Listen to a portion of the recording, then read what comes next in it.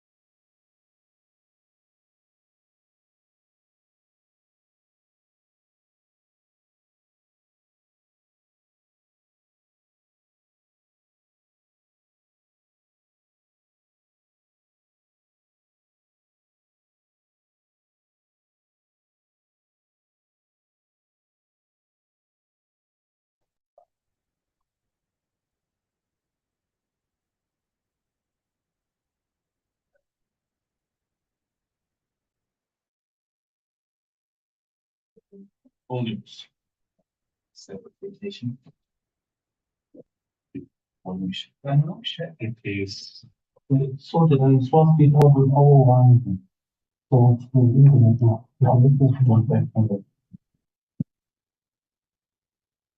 I think it's better.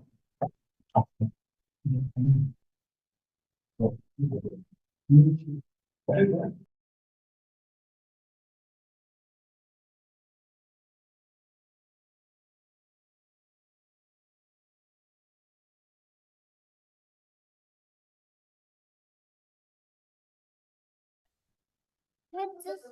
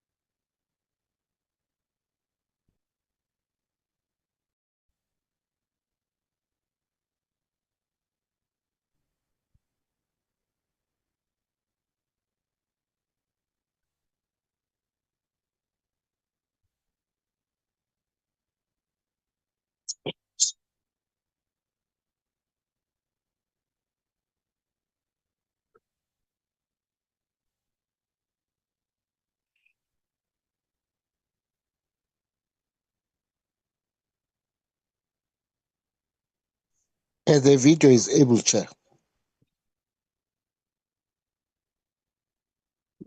Yes, I saw it. No problem. Thank you.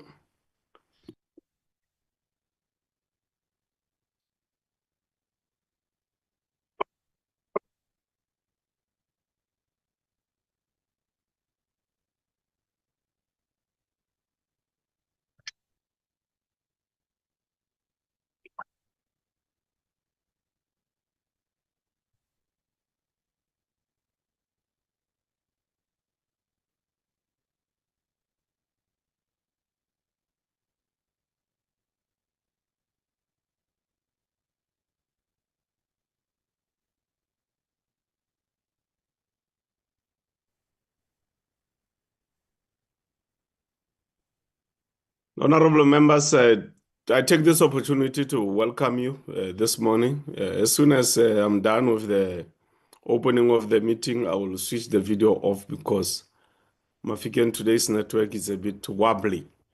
So I'm welcoming all of you, honorable members of the Portfolio Committee on International Relations and Cooperation. We are also welcoming the department. As you know, honorable members, today we are going to continue the discussions around the presidency of the G20 by South Africa and the continent at large. We have requested the department to be here today so that we can proceed with this presentation. But before we do that, just fly the agenda so that we can adopt it, Luabala.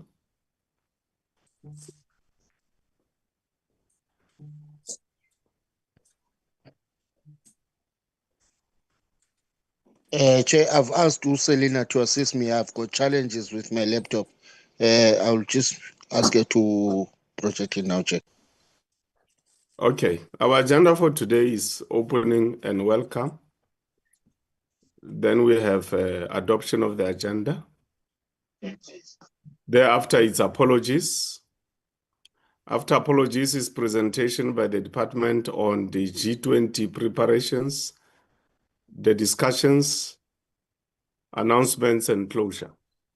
Do we have a mover for adoption of the agenda? I move to adopt the agenda, Mr. Chair. Thank you, Honorable Douglas. Can we have a seconder? Thank you, Chair. I second. Thank you very much, Honorable Ngobile. The agenda is now adopted, honorable members. Apologies, Luba. Thank you, Chairperson. We have 3 apologies, Chair. The first one is from the Minister. He's in the US on an official visit.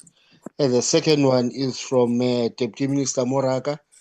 She's delivering a keynote address to the Mapungu Ubwe Institute in Pretoria. And the third one is from Honorable Misho. He's unable to attend the meeting. Thank you, Chair. Who do we have from the department today?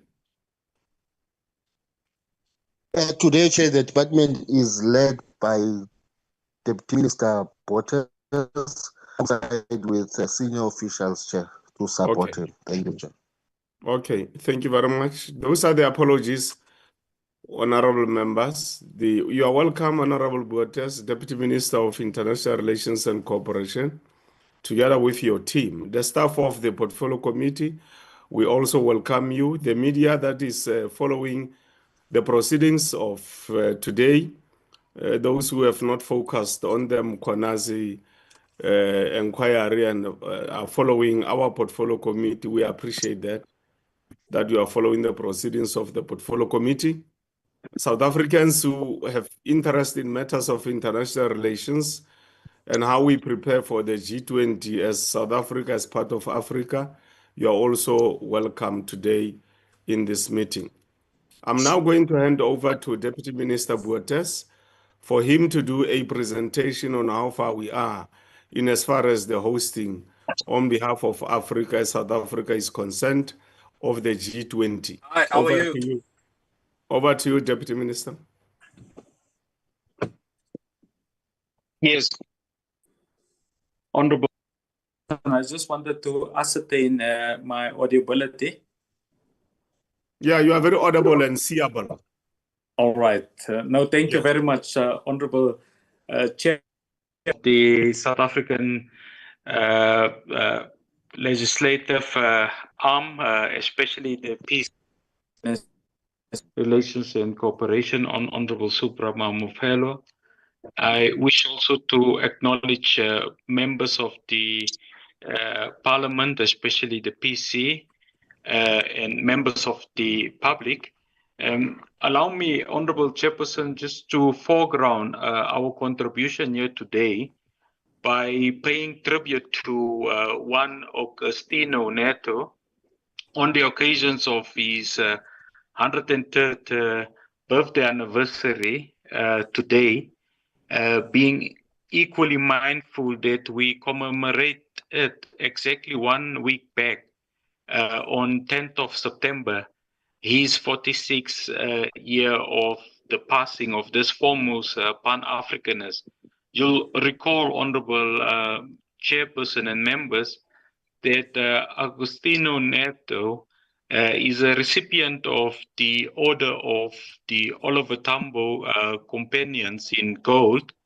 He earned this honor from the South African people for his contribution to the struggle against colonialism, and for the striving for the ideals of Pan-Africanism and Pan-African solidarity. Just hold on, Deputy Minister. African continent. Sorry, Deputy Minister. So, Honorable Chairperson, assuming the presidency Deputy Minister. of G20 on 1st of Deputy December Minister. 2024, South Africa have Deputy Minister Buertes. carry forward the baton of Deputy leadership, Minister. but to strategically anchor our presidency in the traditions and Deputy struggles Minister. Lubabalo. Lubabalo, can you hear on me? the efforts of the past three immediate Chair, we can hear you. Deputy Minister. the global partners. Yes, Chairperson, I'm trying to mute the message. Maybe you should mute Congo from Diego is the one who is on his mic is on. There's somebody who is interfering the presentation of the Deputy Minister. If you can just deal with that person, please, Lubabalo. As Pongo from DECO should be. What's the name of that person? Yes, Chairperson, I've muted the messenger. Deputy Minister, DECO. Sorry, there's somebody called Esprongo from DERCO who is disrupting your presentation. So if you are disrupted by your own staff, then we don't know what to do. So I tried to appeal to you to, on Agostino Neto, that you don't lose your points, but you couldn't hear me. Yes, my apologies, Chair, and I think I'll take it up with the member of the Foreign Service because it's clearly not acceptable that when we address the portfolio committee that people are not taking us serious. So you have my undertaking that I will take it up with this member of the Foreign Service immediately after this meeting, Chair. Please do that, Deputy Minister, because a sitting virtually of a portfolio committee, according to the rules, is similar to a sitting of Parliament or us sitting in the precincts of Parliament, according to the rules. So this is tantamount to somebody badging into the meeting whilst the deputy minister is speaking, and that person is a staff member of DERCO. So Absolutely. it's tantamount to that. So please deal with it, because that is uncalled for. In fact, Honorable Chairperson, I will, upon investigation, request a formal apology by the member of the Foreign Service that must be directed to the Portfolio Committee. I also take this very serious, and that's why all of us are attentive, fully dressed in formal attire to honor this PC chair. Thank you very much, Deputy Minister, for that undertaking. We note it. We will wait for the feedback. Proceed, Deputy Minister. I hope you will remember where you got interjected about the historical role in the struggle against colonialism played by the revolutionary Agostinho Neto. Proceed, Yes. Deputy Minister. No, thank you very much, Chairperson. And I started to ensure that members understand that, the South African struggle for freedom was anchored on Pan-Africanism. And we need to be mindful, on this particular day that we recall into birth the great persona in the form of Agostinho Neto. And it's for that purpose, Chair, that the South African G20 presidency, we have said it should be a uniquely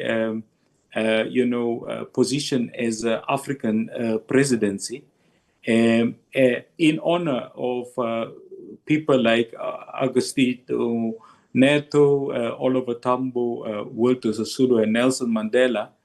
And we want to make the point, Chair, that since we have assumed this G20 presidency on the 1st of December 2024, we have sought not only to carry forward the baton of leadership, but to anchor our presidency in the traditions and struggles of the global South. We have built, Chair, on the efforts of our three past immediate leaders from the global South, in particular Brazil, India, and Indonesia, who, like us, have centrally put the issue about development, justice, inclusivity, and equity at the center of the multilateral agenda. Under our presidency, Chairperson, entitled Solidarity, Equity, Equality, and Sustainability, South Africa have advanced significant progress in various working groups and task force initiatives. We want to make the point, Chairperson, that the working group meetings and ministerial declarations already convened will serve as a vital foundation for the success of the G20 Leaders Summit, and critically for achieving a consensus-based Leaders Declaration. This declaration, we anticipate, Honorable Chairperson, when adopted, will not only signal agreement amongst the world's largest economies, but will also reflect the definitive voice of Africa and the global South at the center of the table. Having said that, Honorable Chairperson, it is not to say that the negotiations of ministerial deliberations and declarations and task force deliverables to date has been without difficulty.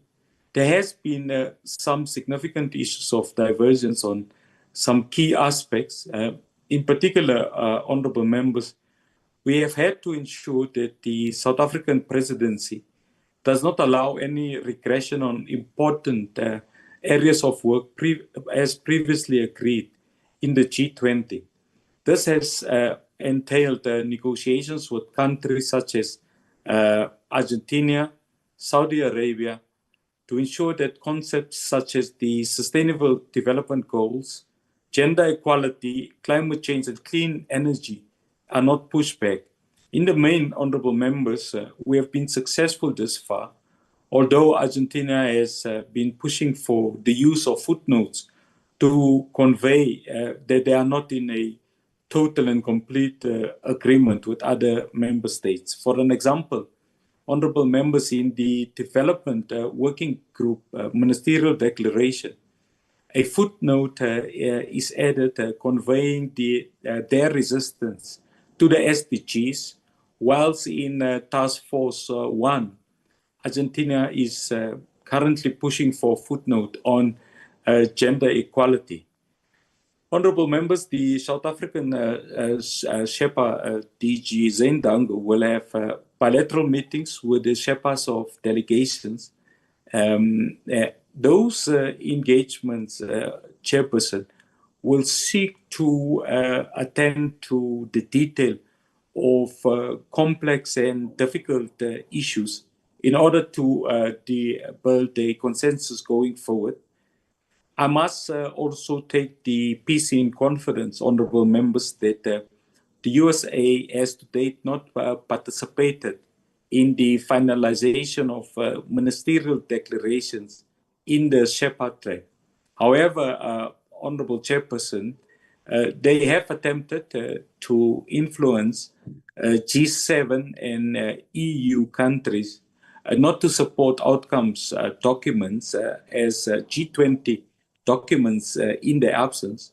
But we are fortunate that this has been resisted in particular when we adopted the development, labor and tourism ministerial declarations. We are obviously positive to report that the USA has participated in the finance track and was party to the adoption of the finance ministers and central bank governors communique in July of 2025, Chairperson. As part of broadening the geographical reach of our presidency and to cement, honorable members, that indeed this is an African G20 presidency, the first Sherpa track meeting outside of South Africa took place in Cairo, Egypt, recently to discuss the matter of food security. I must also indicate that further meetings are planned to take place in Addis Ababa, in Abuja, and Algiers. And we are making a point, honorable members, that this is not mere coincidence. It symbolizes our determination to root the G20 presidency, not only within the capitals of the North, but in the cities and regions of the South, affirming Africa indeed as a global actor in its own right. Honorable members, substantive preparatory work for the Leaders Summit are in progress, including the finalization of both the summit program and the Leaders Declaration. The summit program will feature high-level side events that seek to build a rapport between heads of states and of government in relation to the realities faced with by civil society, labor, youth, and business. In this regard, honorable members, the Social Summit is a crucial component of the G20 presidency, and the preparations of the Social Summit are actually at the advanced stage, with the having hindsight that the recognition of political declarations, honorable Chairperson, if they are not grounded in the lived experience of the people whose future are being negotiated in this forum, will obviously be an antithesis to what we would want to achieve. Honorable members, as I conclude, I want to make the point that significant amount of work has already been undertaken and continued to be pursued in all areas of substance, logistics, security, communication, and more as we steadily move towards the Leaders Summit and the Social Summit. These efforts, Honorable Chairperson, reflect not just our technical competency, but South Africa's broader determination to demonstrate leadership at a time of a global polycrisis that includes increased division, heightened volatility, deepening of uncertainty, predictability, and turbulence. At this point, Honorable Chairperson, with your express concurrence, I would want to request Ambassador Dave Malcolmson, our Chief Director responsible for economic and social development, and also our Acting Deputy Director General, to do this intervention on the presentation. Thank you very much, Honorable Chair.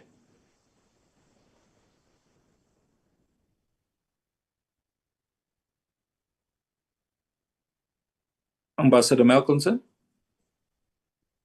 Thank you very much, Honourable Deputy Minister, and with your permission, Honourable Chairperson.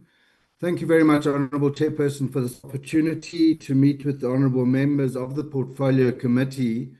I presume the Secretariat will be sharing the PowerPoint slides as I proceed. Is that correct? There we go. Thank you very much. Honourable Chairperson, I've just put on my camera so you can see, you and the Honourable members can see who I am.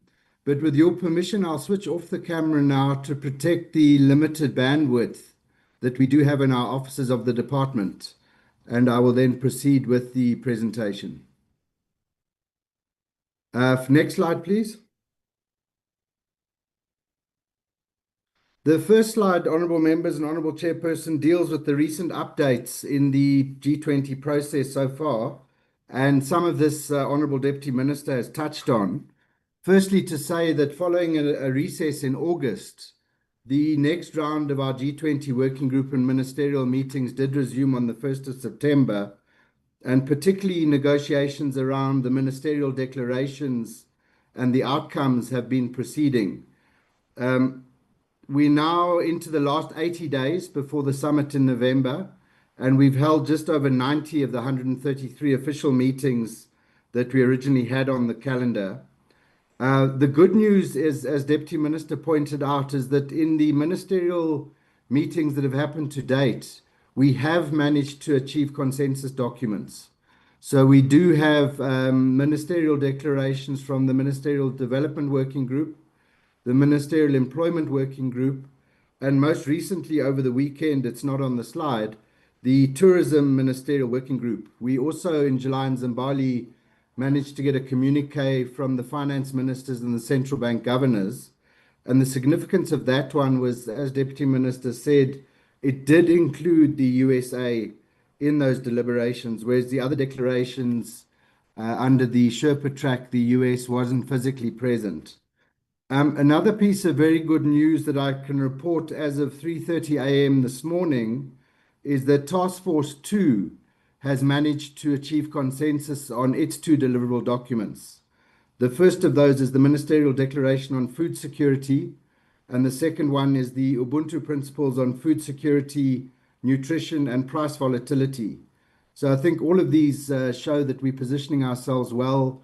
We're managing to overcome the divergences that Deputy Minister was referring to, and we're finding landing zones that accommodate the concerns of all the G20 members, including those that have expressed concerns about some key issues according to their own national circumstances.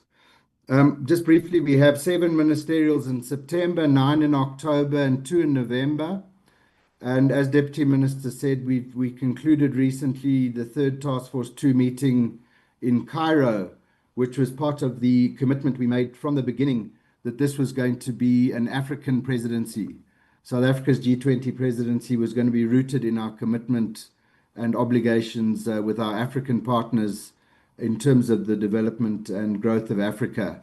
So that was the first of those meetings in Africa, outside of South Africa. The last bullet I'd like to deal with on this slide is the fact that the US, having withdrawn substantively from all of the Sherpa track meetings, has begun to re-engage at the Sherpa level. And our Sherpa, DG Dango, has had some good meetings with the US Sherpa and the Brazilian Sherpa as part of the Troika. Unfortunately, though, the Sherpa has recently been changed. The US Sherpa has been sent to take up a position in Geneva, but fortunately, the Sue Sherpa has now assumed the position of Sherpa, and he's somebody that we have been working with. And as honourable members would have seen in the media, President Trump has announced that the Vice President, J.D. Vance, will represent him at the Leaders Summit. Just also briefly, the work on Task Force 1 with its 3 deliverables and on Task Force 3 on AI are proceeding well, as is the work on the G20 at 20 review. Next slide, please. Next slide, please. Yes, the next slide deals with some of the key upcoming meetings. The G20 Compact with Africa that we are driving as part of our presidency will be held on the margins of the 8th session of the African Union Specialized Technical Committee on Finance, Monetary Affairs, Economic Planning and Integration in Johannesburg at the end of September. The 5th Finance and Central Bank Deputies meeting, followed by the 4th Finance Ministers and Central Bank Governors meeting, will be held in the middle of October in Washington. And what we're expecting as part of that meeting is that the Africa expert panel, led by former Minister Trevor Manuel, should be reporting back to the finance ministers and governors on their work under the Africa expert panel on impediments to growth and development in Africa, which includes a dedicated focus on the issues of the cost of capital. Next week, we have the 2nd G20 Foreign Ministers meeting in New York on the margins of the UNGA 80 high-level week. We've also got planned towards the end of October a ministerial meeting on industrialization and agriculture in Abuja, then a high-level meeting on debt and the cost of capital that we're doing with the finance track in Addis Ababa and Ethiopia in October. And lastly, Algeria has offered to host a meeting in Algiers, which we're working on a theme and the concept note for that with the Algerians. So those last 3 bullets, again, speak to our commitment to make this very much a presidency for Africa. Next slide, please. Next slide. The honourable members and the honourable chairperson may well have seen that the President launched the G20 Extraordinary Committee of Independent Experts on Global Wealth Inequality on the 29th of August. And this committee is being chaired by the Nobel laureate, Economics laureate, Professor Joe Stiglitz, and we list there the members of the panel, the committee. And what this initiative seeks to do is to heighten global attention on the cross-cutting nature of inequality while advancing our G20 agenda and Sustainable Development Goal 10, which calls for action to reduce inequality within and among countries. The committee will further emphasize the need for practical action, political courage, and international solidarity to address growing disparities in income, wealth, and opportunity. And they will be developing and publishing the first ever official G20 paper that deals with issues of global inequality. Next slide, please. Something that we've referred to already is the UNGA High-Level Week in New York. The President obviously will have a program including addressing the General Assembly itself, and he will participate in things like the biennial summit in his capacity as G20 President. But as I've said, the most significant G20 event will be the Foreign Ministers meeting that will take place in the margins under the theme UN at 80, reaffirming peace as a path to sustainable economic development. And as we will be having a high-level opening session, including President Ramaphosa and some of the heads of state and government, particularly the Troika members, that will open the Foreign Ministers meeting along with the UN Secretary General. And during the time in New York, there will be several side events which we'll be utilizing to promote and socialize our presidency and the priorities, deliverables, and outcomes that we've envisaged, including the theme. Next slide, please. In terms of the focus now, apart from focusing on the outcomes we need from the working groups, in other words, the declarations, of course, the key focus going forward now is the Leaders' Declaration. And as each of the ministerial declarations are adopted by consensus, that is very useful to us in terms of developing the outcomes that will be reflected in the Leaders' Declaration, and also providing us with the sort of language that we'll be able to put into the Leaders' Declaration. So in the next two slides, we just offer some of the thinking around the structure of the Leaders' Declaration. This is still being discussed with the President, so it's not cast in stone, and also is being discussed with the Sherpas. The first part of the Leaders' Declaration, as is traditional, will be the chapeau that will include the philosophy of Ubuntu, discussion of our theme, solidarity, equality, sustainability, the whole question of the G20 after 20 years, and there the G20 at 20 review that we've been conducting will be critical.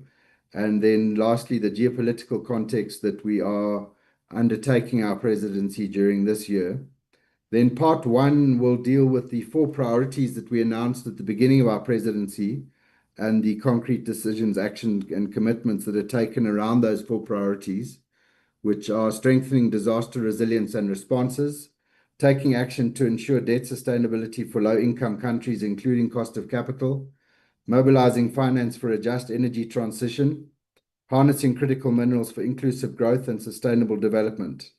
Then in terms of part 2, the high-level deliverables, these are the 3 task teams that we announced at the beginning of our presidency. The Task Force 1 on inclusive economic growth, industrialization, employment, and reduced inequality. And within that, we have 3 deliverables, one on inclusive economic growth, employment, and reduced inequality. The second being on green industrial policy, and the third being on the critical minerals framework. The second task force is the food security one, which I've just announced earlier, succeeded in finalizing their 2 outcomes last night or early this morning. And task force 3 is about the artificial intelligence, data governance, and innovation for sustainable development. The 4th bullet there is the one dealing with the compact with Africa, where South Africa is working with Germany to take forward the compact with Africa that was first brought into the G20 in 2017 by Germany, but is now being strengthened and enhanced under our presidency in the next iteration of the compact. Next slide, please. Part 3 is the overview of the global context, including the international political and economic outlook, and deals with those 3 elements: the contribution of the G20 to the global development agenda, fostering equitable global governance, and we say placeholder for finance track, but that's a bit of a misnomer in the sense that the finance track is part and parcel of the whole G20 process, and large swathes of the finance track work will be included throughout the document, particularly in part 1. The first 3 bullets about disaster resilience, debt, and the just energy transition, a lot of that work is taking place in the finance track. So where we say placeholder for finance track, that would be for work of the finance track that may not necessarily be contained elsewhere in the document. Part 4 will be the outcomes of the G20 at 20 review, and then we conclude with the traditional elements of a declaration, including the incoming 2026 presidency and who will be taking the presidency in 2027. In terms of the drafting period, we don't want to start too early or too late. So we've had one internal workshop, and then virtual negotiations with the Sherpas should commence towards the end of October. Next slide, please. We have 3 slides now that we just try and raise some of the issues for noting by the Portfolio Committee, particularly in the context of the 4 priorities that I've referred to that we announced at the beginning of our presidency. And just to note that in general, we've enjoyed wide support for the priorities that we announced, as well as for the high-level deliverables and the outcomes that we want from the G20. Obviously, though, as Deputy Minister said, with some areas of divergence that we're working on and hoping to resolve going forward.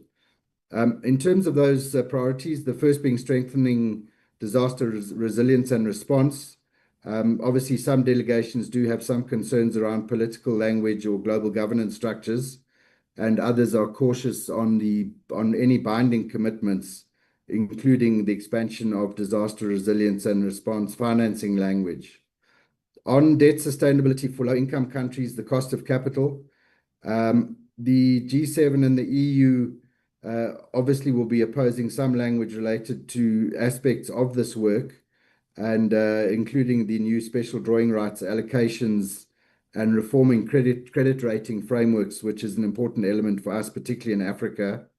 A key component of this is the work that we did going into the Financing for Development conference that was adopted in, I think it was in June in Spain, the Compromiso de Sevilla, which contains a comprehensive package of proposals on financing for development, but also on debt. And we had a particular side event on debt as South Africa during the FFD4 in Spain that was quite successful.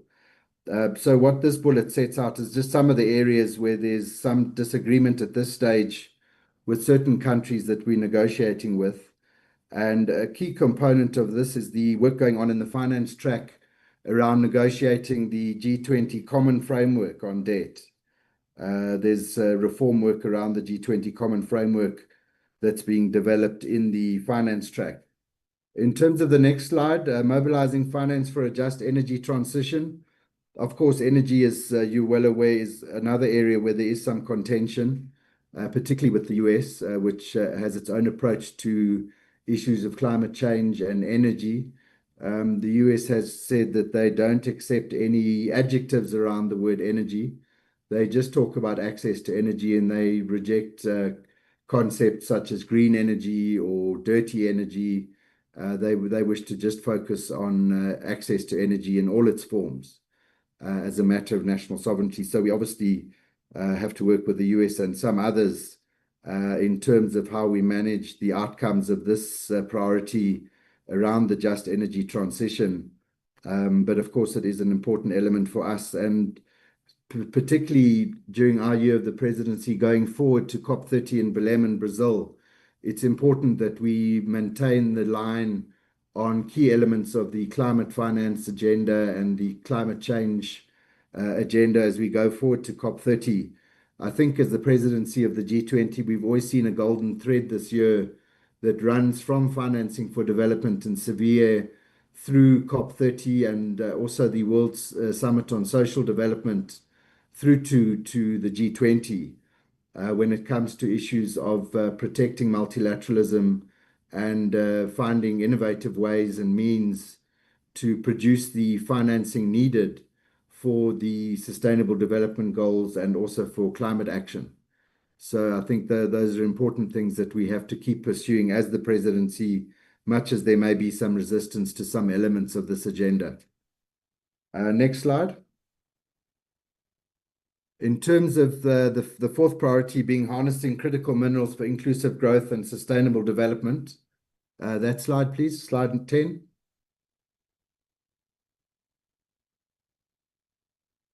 Slide 10, please.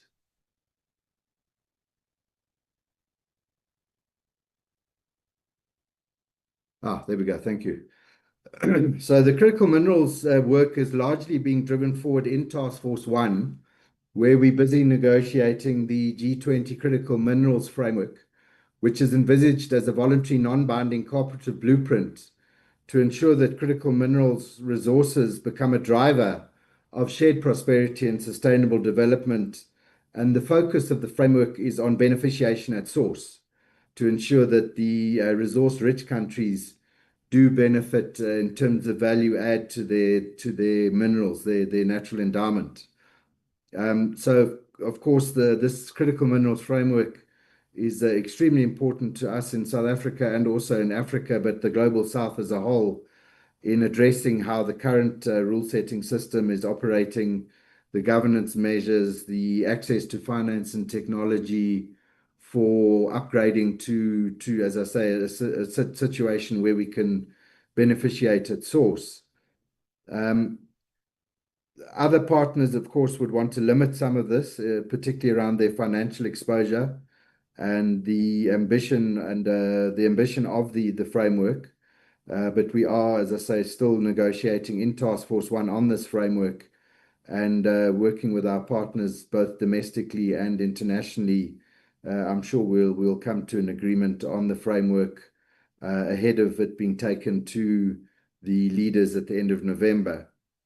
There's some work, obviously, where there has been no agreement, particularly around the establishment of new funds like the Exploration Fund, but we're exploring other ways of achieving the same thing with taking into concern some of the concerns around a new fund. Next slide, please. The next slide just briefly deals with the possible scenarios around the Leaders' Declaration. Of course, the golden ticket for us, the favored scenario, is if we get full consensus on a Leaders' Declaration. And as I said, the fact that we are achieving consensus on documents at the ministerial level will help us towards this target of full consensus. But we are experiencing in certain instances, as the Deputy Minister said, some areas where some countries do want footnotes reflected in the text or at the end of the text to say where they're not necessarily in agreement with elements of the text. It's not something new to the G20. This has been done before and has been used before. For example, in Bali, there was the Bali Leaders' Declaration, there was a footnote reflecting a position that the US had taken.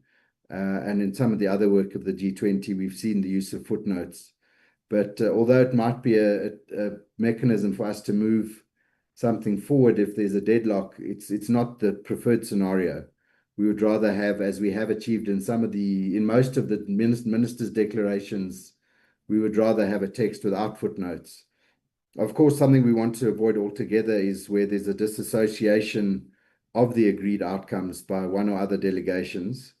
And we did see during the first Trump presidency that there were instances where the US did dissent on an issue or so. But at that time, they were only really dissenting on issues of climate change. Whereas this time around, there are other issues apart from climate change that the US is not in agreement with. So we'll just see how to move forward with our US partners once we get to negotiating the declaration. Next slide, please.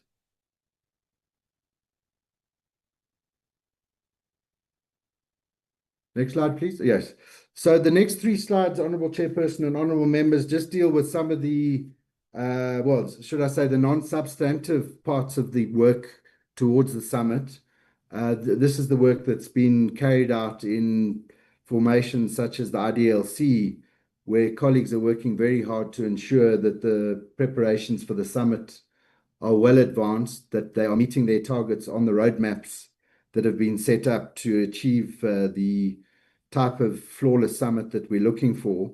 And on the whole, the reports that the Interministerial Committee on G20 has been receiving would suggest that in the main, the landmarks of the roadmaps are being achieved.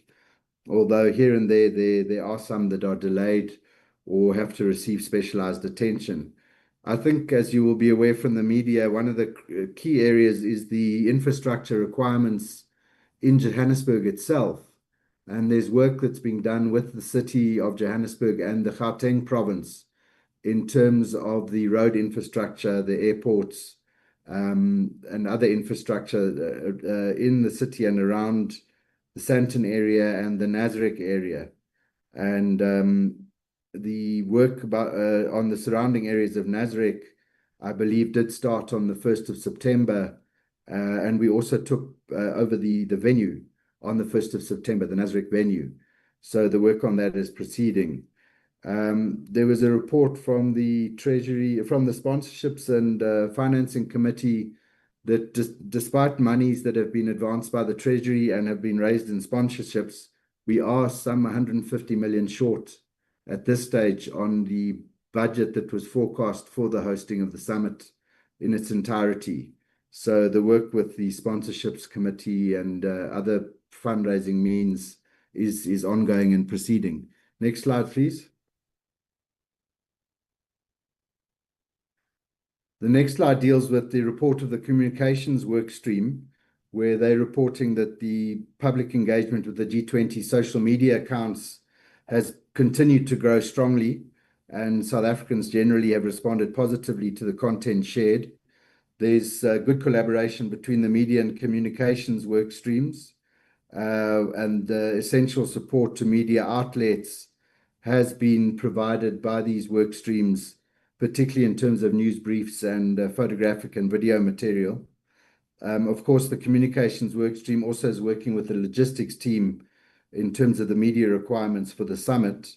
And lastly, there's been various G20 outreach activities that have been taking place around the country, particularly led by various ministers and deputy ministers. And we are very grateful to the ministers and deputy ministers for the work that they've been doing in terms of reaching every corner and every province and part of our country to make sure that South Africans at grassroots level are brought into the picture and given an opportunity to voice their concerns and needs when it comes to the G20.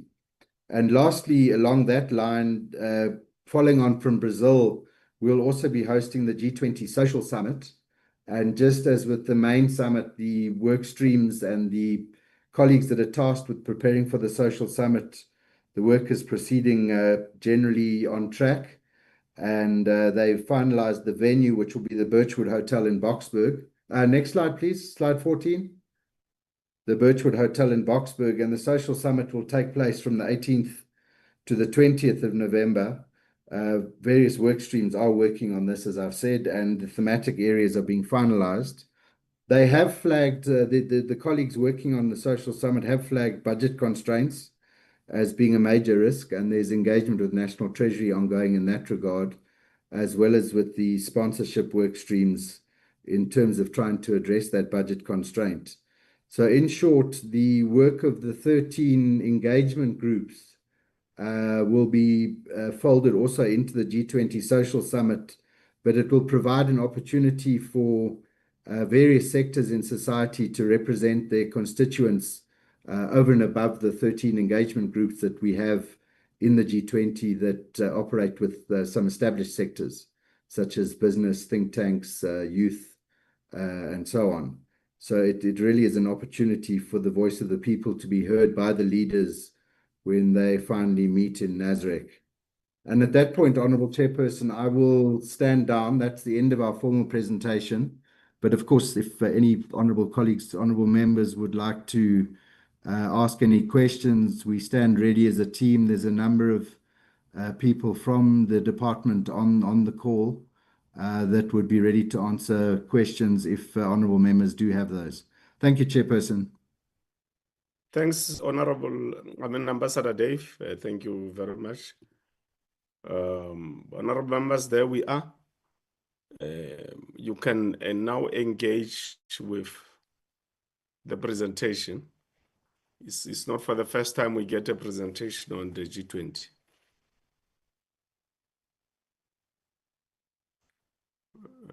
Honourable Bihlongo. Thank you, Chair. Greetings to yourself, the Deputy Minister, and all the staff members from the department and the colleagues. Thanks, Chair, for finally having this meeting. I know it's a continuation of the meeting of last week because we did not have enough time to proceed with this engagement, but we must really appreciate that we have the department here and senior management from the department, which is something we've asked that it should always happen in our meetings. Now, listening to the presentation by Ambassador Dave, I see the report, first slides of the report. They are reporting about the different meetings that they are going to have, the 7 meetings in September, 7 meetings in September, 9 meetings in October and November, like that. So it's like G20 presidents is just a tick box exercise. It's just meant for the high level meetings, for the few individuals who are engaging, the ministers, the business people, engaging at that level.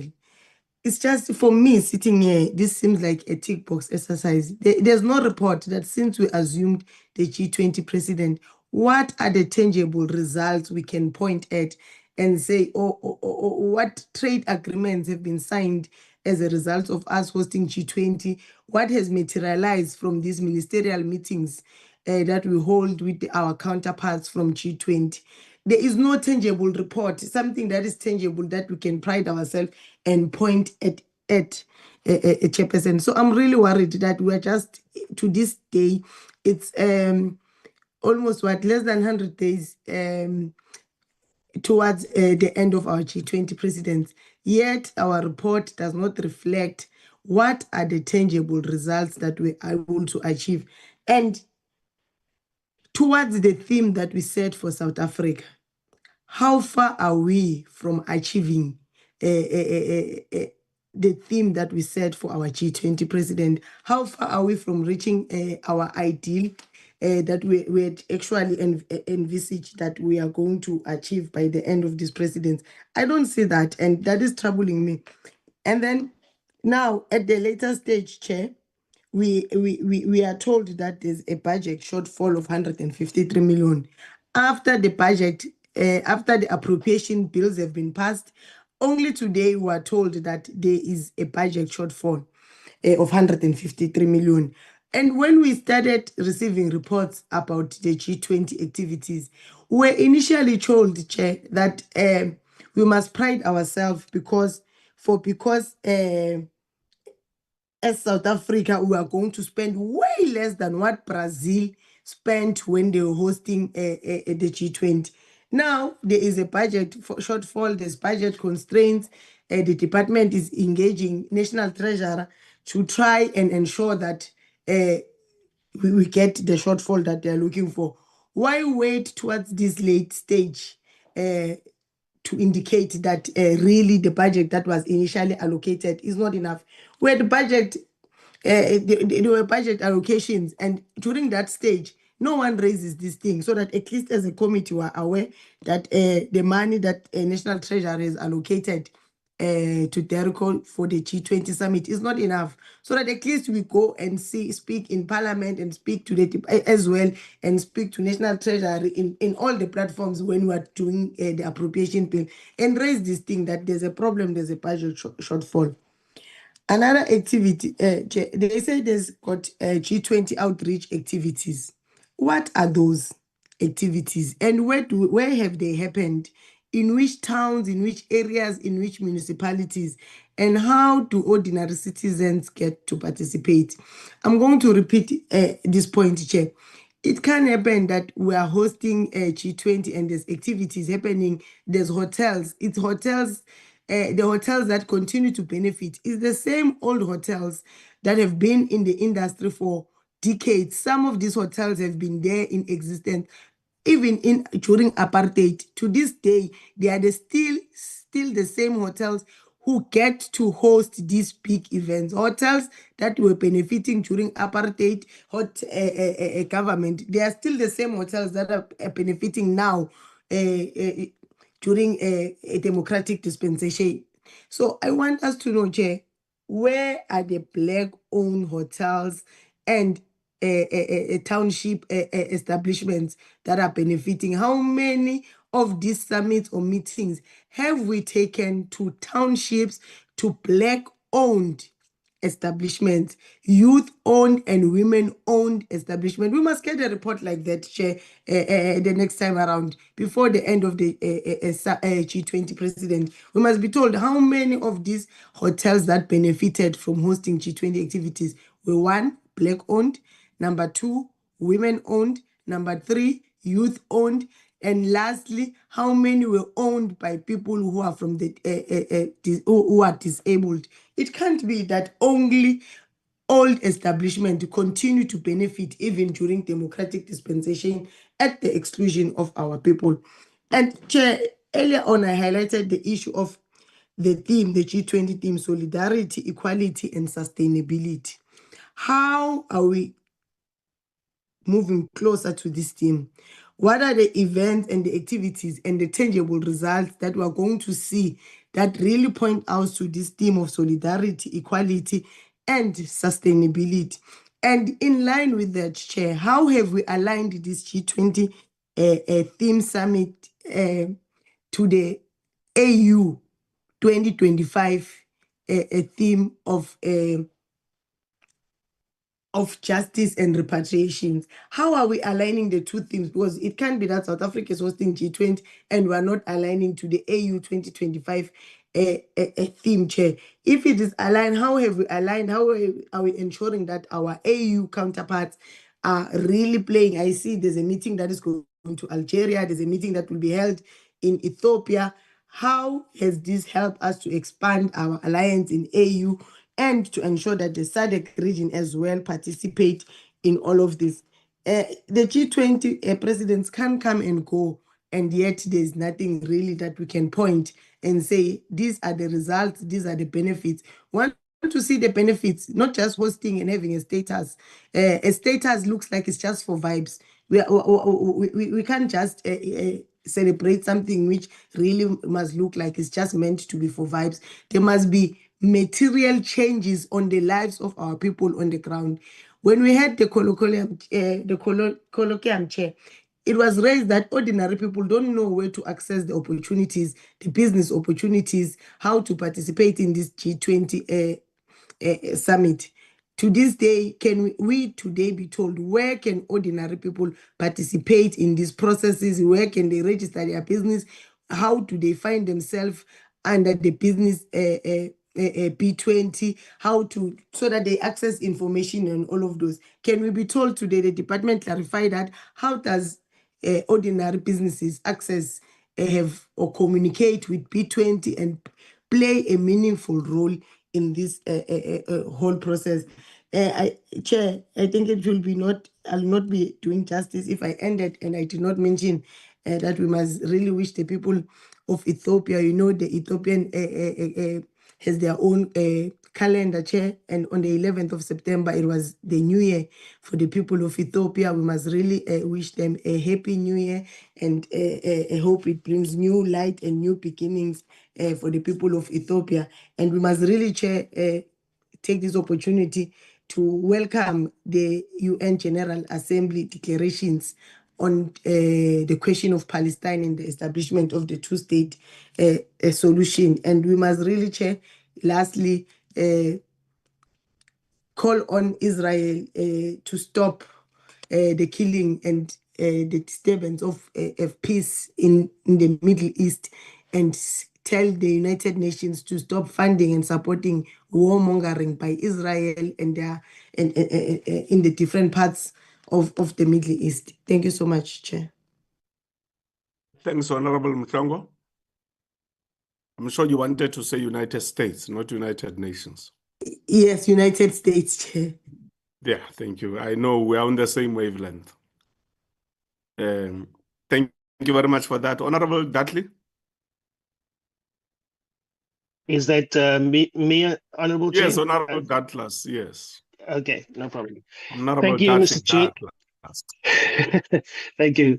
I just want to thank the Deputy Minister for his input and Mr. Malcolmson as well. I appreciate the input that you've given us and a little bit of a better perspective of what's going on. And some of the things that were raised were quite interesting. But, you know, the reality is there's still not enough tangible benefits. As my colleague before me from the EFF has said, there's still not enough tangible benefits for our people on the ground. You know, it's a nice thing to say that, yes, rural youth will be rewarded. We're trying to take the different events, put it in different areas. But the actual economic impact is minuscule. And if you compare the cost to benefit ratio, we are losing, Mr. Chair, overall.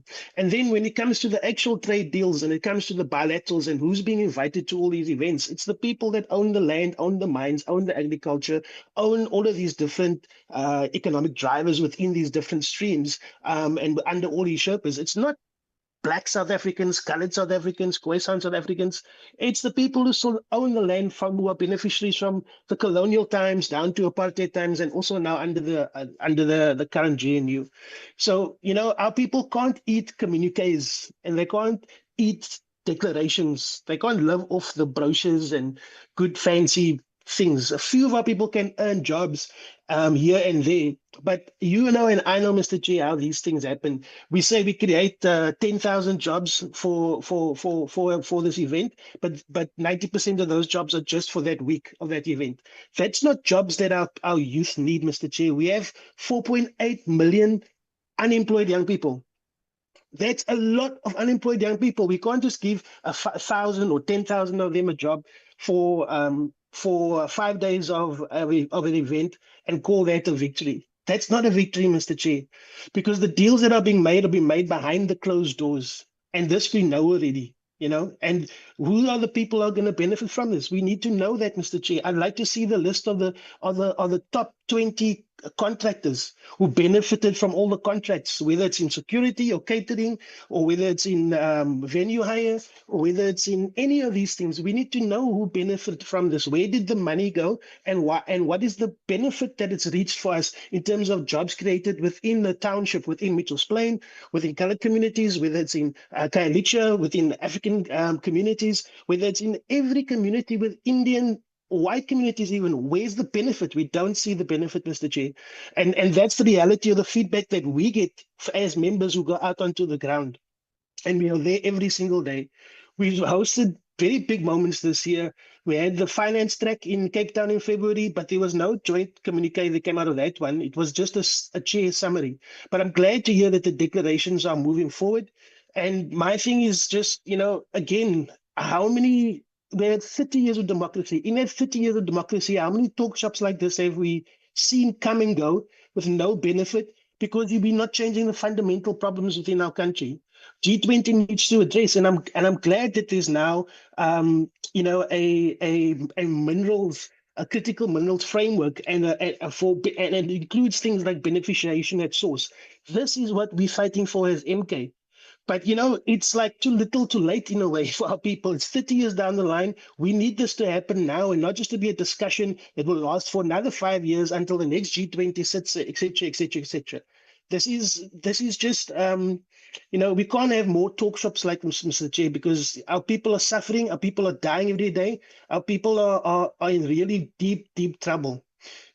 Even in terms of how we support our black SMMEs, Mr. Chair, our government departments owe 61 billion rand in unpaid invoices to suppliers. That means township and rural SMEs can't pay their staff, can't grow, can't even tender for G20 work because they've been crippled by late payments. How there's a simple thing. If you can't even pay them, how can you give them benefit from the G20? And for SMME, if you give them work and you don't pay them, they'll be destroyed within a month or two.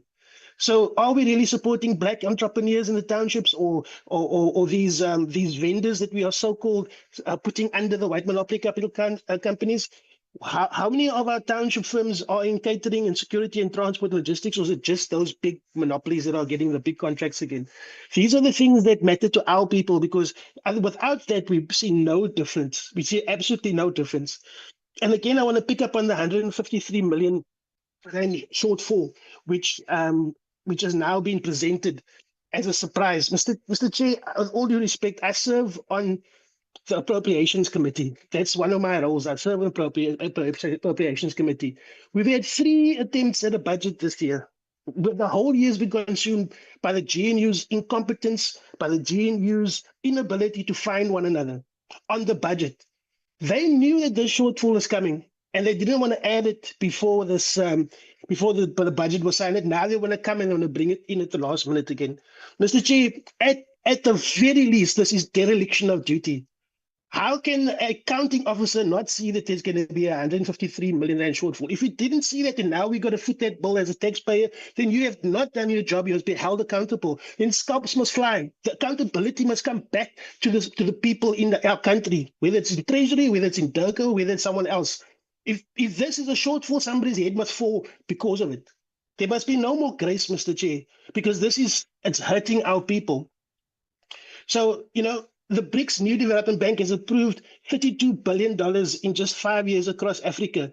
That's real roads, power stations, bridges. By contrast, what binding commitments have we seen from the G20 and the G20 presidency for our people in terms of real, tangible infrastructure? This is things that we really have a problem with. And also, some of the members that we have, Mr. Chair, I raised this in the last meeting. I am not getting any feedback, but I want to make sure that the EU's carbon border adjustment mechanism, it's threatening more than 90,000 jobs in our country, in our steel and our mining sector. And it makes us dependent upon them. We are paying for their global warming and they're polluting and they're using oil and gas, forcing us to go through the just energy transition and forcing us to buy their technology of windmills and support their economy. This is wrong, Mr. Chair. It's just colonialism by another means. So we need to cancel CBAM and we need to stop these debt traps, which is traitorous towards our people. We refuse to be a quarry for the world and G20 quarry countries, Mr. Chair, in particular. Beneficiation must happen here, not in Europe or in Asia or these other countries. And Mr. Chair, for me, if we are really going to look at it, we must know how many long-term jobs have been created so far and how many of those went to youth. What percentage of contracts went to township and rural SMEs? Where are the signed bilateral deals in mining, in agriculture, in manufacturing? That will still matter in 2026 when the banners are gone and people are gone and we are back here again. Is there going to be any lasting, tangible legacy projects that is left behind that's not just white monopoly capital owned and funded, but actually is owned by the people and have youth participation and educates our youth and takes them on to these G20 countries for training, for education, for exchanges? There's nothing like that. I don't see any of that. That should be happening en masse, but it's not. So, Mr. Chair, we're really fooling ourselves. The MK party is not against South Africa engaging global forums, Mr. Chair. We're not anti-G20. We're anti the way it's being done right now. The way it's done, it doesn't benefit us. It oppresses us. Even as presidency, we are not truly a president. But because we have nothing tangible to show for what we're doing. But we will still not allow prestige to masquerade as development. If there are no jobs, no SME contracts, no beneficiation, then the G20 becomes nothing more than an elite vanity project paid for by the poor. You know, we must do things differently from now on, Mr. Chair. And I'm passionate about it because we're utilizing taxpayers' money and it's going off to tender entrepreneurs, it's going off to the JSE listed companies, and it's not benefiting our economy, it's not taking our people out of poverty, and it's not helping us to stimulate our infrastructure. So we must anchor our foreign policy in things that work for us, whether it's BRICS, whether it's AU, whether it's Global South, whether it's the African Continental Free Trade Agreement. These are things we must invest in. These are things we must find a way to forward, Mr. Chair. So I think we need to, legislate mandatory quotas for youth and township firms to make sure that there's a mandatory procurement section laid out for Black youth and for colored youth and Indian youth and so that we can build our young people. 4.8 million young people unemployed. It's something that we can never live down. So we need to see this not just as another photo op, Mr. Chair, because that's what it's turning into. Is just more events, 60 events in a year. That photo opportunities. What is the tangible outcomes? Where's the measurements? Where's the metrics? Show us, and not just short-term jobs, long-term jobs. Thank you, Mr. Chair. Thank you, Honorable Douglas. Honorable Smith.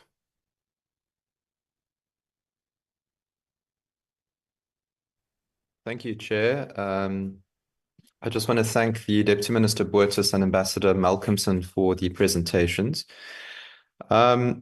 Chair, my questions are quite short. I just want to start by agreeing with the Honourable Mhlongo with her concerns around what South Africa is actually getting out of the G20.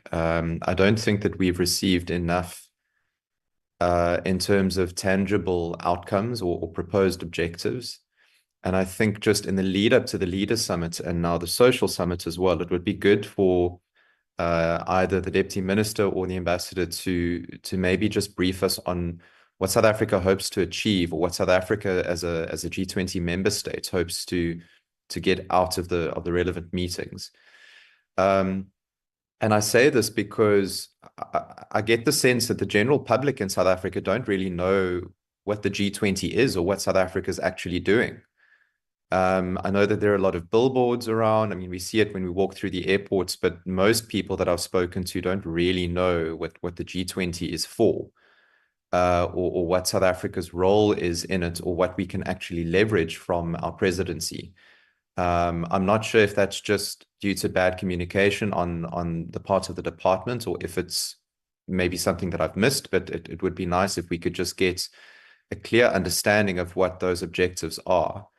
And I think, Chair, certainly from the DA's perspective, what we would like to see is some policy reform and some legislative amendments that we can leverage from the shared international best practice in the various G20 working groups. We've spoken obviously about the just energy transition, which is a major focal point of our particular G20 because of the energy crisis that South Africa finds itself in, as well as the hunger crisis. I mean, South Africa's got a malnutrition and hunger crisis that is really a silent problem in our country. Not many people speak about it loud enough. And I think that the food program that we've inherited from Brazil's G20 presidency is quite crucial.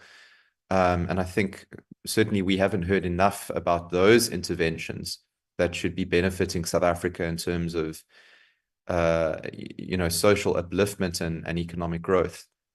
And that comes down to Parliament. So it would be interesting just to hear from the department what has been learned, or what outcomes have come from the various, I think you said 90 of the 133 meetings have already taken place.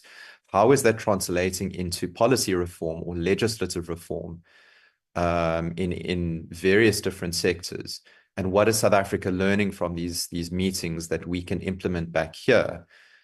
Because if we're not getting any tangible benefit from the G20 presidency, then it does, I think, come across to most South Africans as just a very expensive talk shop.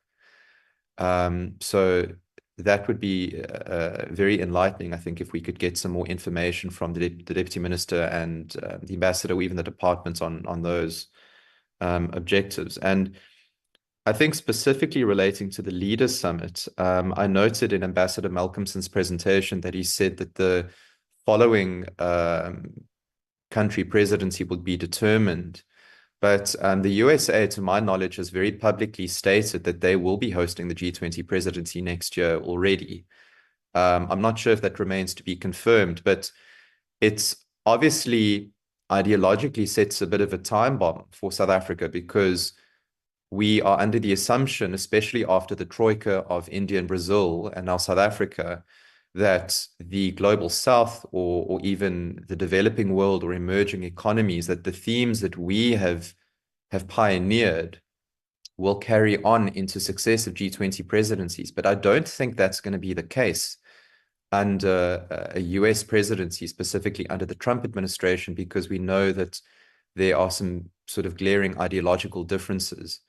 So whatever we hope to achieve as the developing nations, or as emerging economies, or certainly as South Africa as a particular G20 presidency, needs to be done very soon and very quickly, because the potential for that carrying over into the next presidency is now very, very slim if we are looking at the USA as a G20 president country in the next sort of cycle. So, we've got this double whammy of trying to leverage as much as we can from our own presidency, but now having to do it quickly and make sure that it's done efficiently for South Africa's benefit before the entire landscape of the G20, or potentially the theme and the direction could move in a very different or take a very different path under the United States of America. So I'd be interested to hear from the department and the minister, or the deputy minister, how we are navigating that. And I think it points to the geopolitical situation that Ambassador Malcolmson referred to.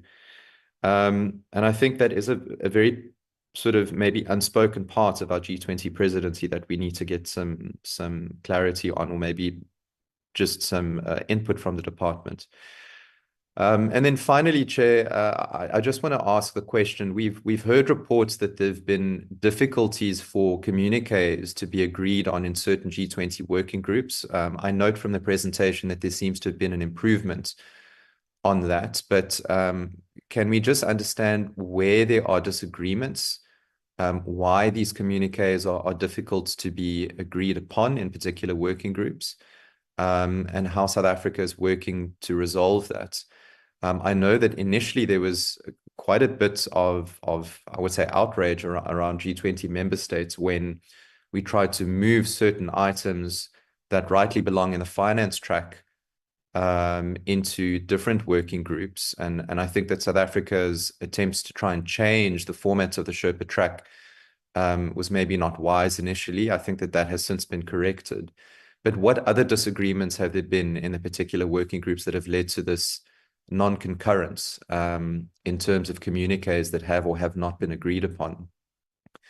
And then, Chair, just to go back to my first point, if the Deputy Minister and the Ambassador could maybe just distill 3 or 5 key proposed objectives or desired outcomes from the Leaders Summit, which would essentially wrap up our G20 presidency as a whole. It would be, I think, very, very useful for us as parliamentarians, but certainly for South Africans, so that we can understand what we can look forward to or what we can anticipate out of the G20 presidency, and certainly for us as MPs, what we need to look out for and what we can hold the department accountable for. Because thus far, it really just seems as if there have been meetings held, discussions had, reports in the media, but very little in terms of tangible outcome or policy reform or legislation that's been tabled at Parliament, which is ultimately where all of this change will take place and will be affected. Yeah, I'll leave it at that, Chair. Thank you. Thank you, Honorable Smith. Honorable Mwela.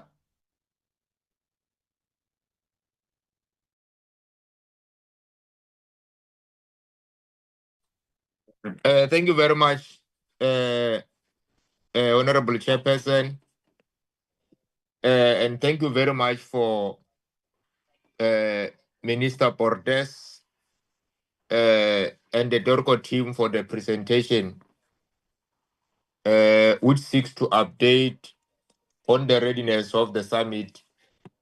Honorable Chair, since we are just few months and few weeks to the main event, I think it was a continuation of what we were updated about. But personally, I think we are in the right track. We just have to share some concerns with most of the members who have raised here to say we are indeed moving slowly to touch the lives of our people, most particularly ordinary people of this beautiful country. You all understand, Honorable Chair, that most of our concerns in the portfolio committee was that we need to take international relations matters into the footstep of our people deep in the rural areas, which I think it is not touched in this G20 build-ups programs, given some concerns, of course, with regard to the issue of ensuring that we place this G20 in the areas which might be fully equipped with regard to resources.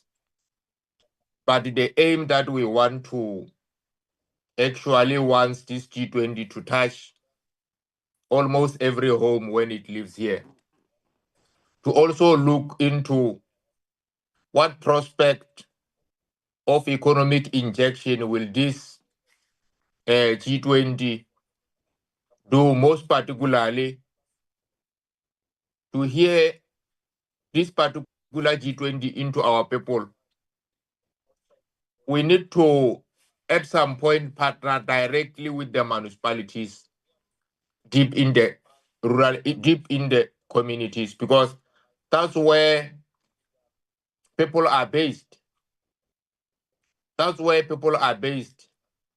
We need to bring councillors, councillor 20, like we have youth 20, women 20, business 20, thinking tankers 20, civil society 20, because this is just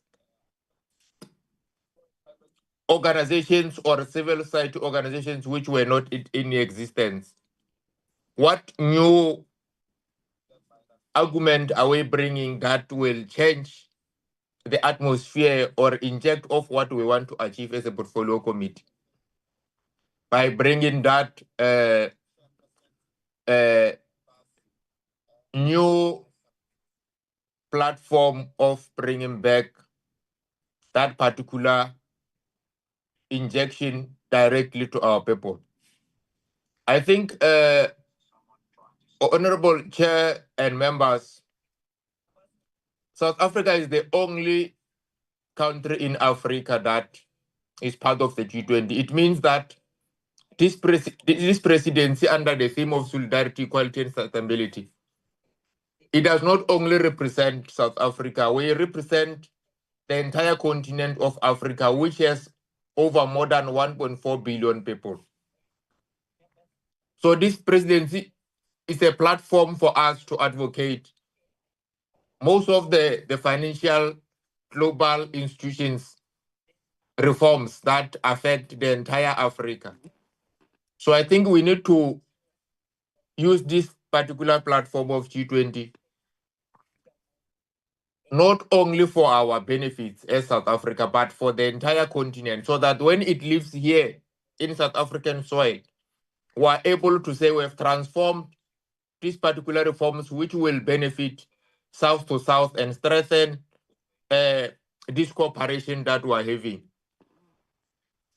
so that we continue to become a leading role partner in the AU and all the forms of African continent. So if we don't actually make our people to feel and live this G20 and also feel the benefits, the tangible benefits of the G20 on how it can transform their lives, so that we are able to understand that when it goes to US, there is something that we have injected in our economy. But so far, I think the plans are going well.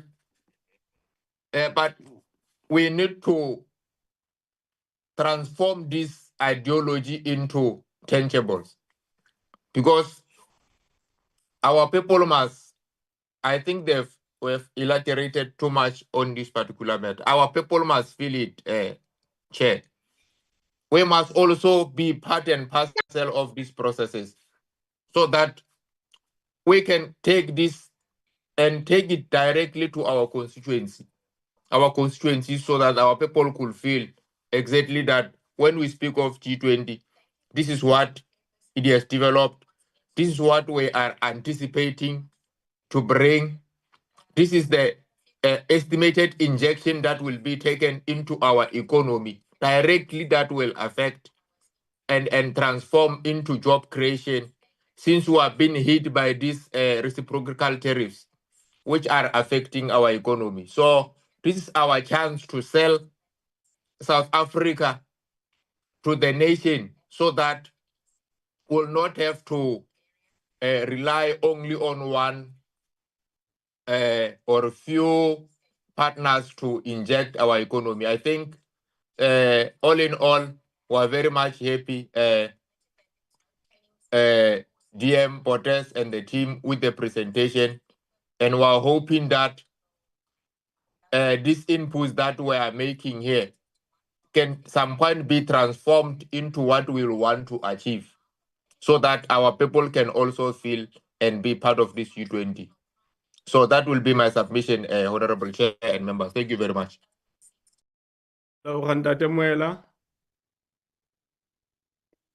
Honorable Modise. Thank you very much, Medula Stulo. Let me also appreciate the presentation. And I think members have dealt quite extensively with regard to the beneficiation of the country on this G20, including the concerns around the budget constraints and those challenges. But I want to check with the Deputy Minister that having had alluded to the risks that are associated to the G20 budget constraints and those shortfalls, what then are the other alternatives of funding sources that are being explored to ensure that at least they mitigate the risks that have been identified? But also to check that with regard to the communication, what analysis have they done on the communications workstream in measuring the impact of social media and the public engagement efforts that have been done? And what steps are being taken to address any negative feedbacks that they are receiving around the G20 presidents? I will also not be at length because most of the issues have been dealt with, but also just to check on the coordination between the Department of Home Affairs and the State Security. What progress has been done in implementing the facial recognition and for the streamlining of for the entry of the dignitaries? And if there's any challenges that have been identified, what is the approach and how are they then going to deal with those in ensuring that that process becomes smoothly? On the global wealth,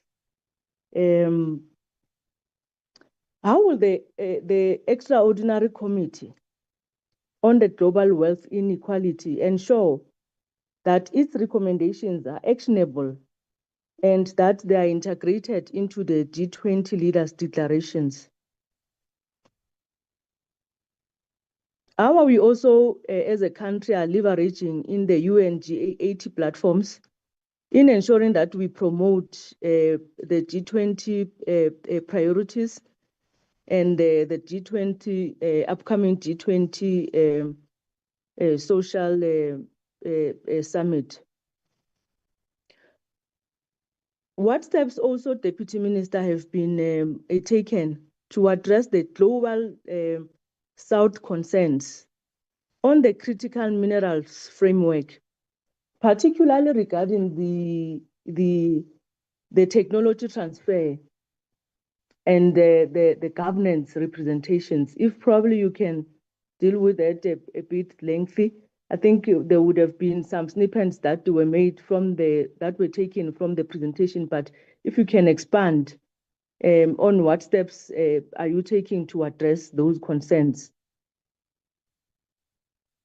Just lastly, Chair, then as a country, South Africa, how are we then going to balance the divergent views on the just energy transitions, particularly with the USA rejections and the developing countries' demands for a non-prescriptive outcomes? Thank you, Chair. Thank you very much for that. I think we've covered everybody. I'm giving over back to you, Deputy Minister Botes, and your Honorable Ambassador and your team.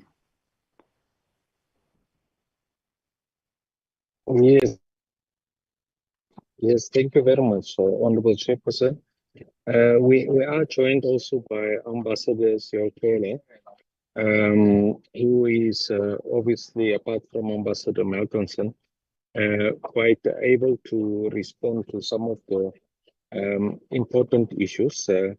But what I will also do, Chair, I think it's important that we allow an intervention from the Chief Financial Officer on the budget difficulty as outlined by Ambassador Malcolmson. I wanted to suggest politically from my side two particular matters. Firstly, I wish to recommend, Chair, that we do have a in-person portfolio committee meeting where we can detail the, our ambitions as it relates to the leadership summit outcomes, given the political sensitivity of what already we have in our possession, a draft that leaders overarching policy interventions. So I want to make that recommendation. And secondly, we also then use that portfolio committee chair to take parliamentarians into confidence on the outcomes of the entirety of the working group meetings, including the work that we have done as it relates to the task force, so that those can be then contrast against our overarching objectives, Chair, because I think members have raised a number of issues, for example, cost of capital commission, where we are, what is the work we are doing with partners in the global south as it relates to the G7, etc. So that is my recommendation, and I'd like that the CFO gets to be accorded to do an intervention at this stage, Chair.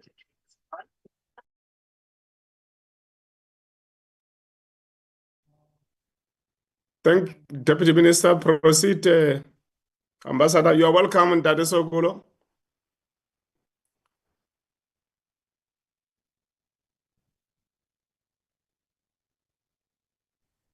Honourable Chairperson, I think Deputy Minister had requested your permission for the CFO to take the floor. Yes, I thought she will come after you, but if CFO wants to come now, Tlengi, over to you.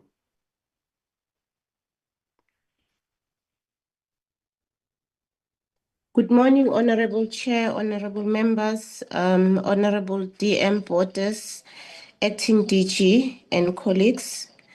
Mine will just to cover the issues around the shortfall.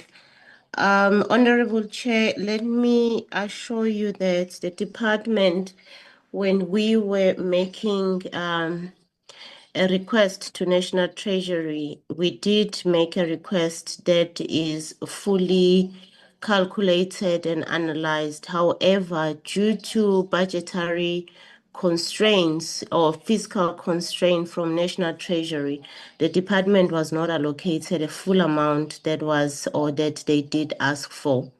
So as a result of that, we then went out into sponsorship drive. The first call for sponsorship drive ended in May, but during that time, Honorable Chair and Honorable Members, we realized that we still didn't get enough of what we needed. So we also went out again with the intention now to close the gap.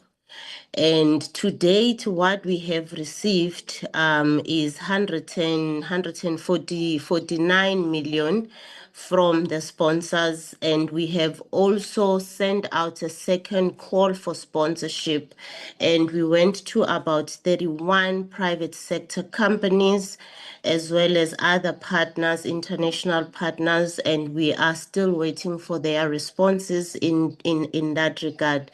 And we are being assisted by the Office of the President in doing that, because the shortfall is not only relating to DECO, is a budget for the G20 Leaders Summit, which involves a couple of departments that are involved in terms of their own services that they need to render for the G20 Leaders Summit. So as we stand today, Honorable Chair and Honorable Members, 31 private sector companies have been approached through the Office of the Presidency, and we are awaiting the responses from those.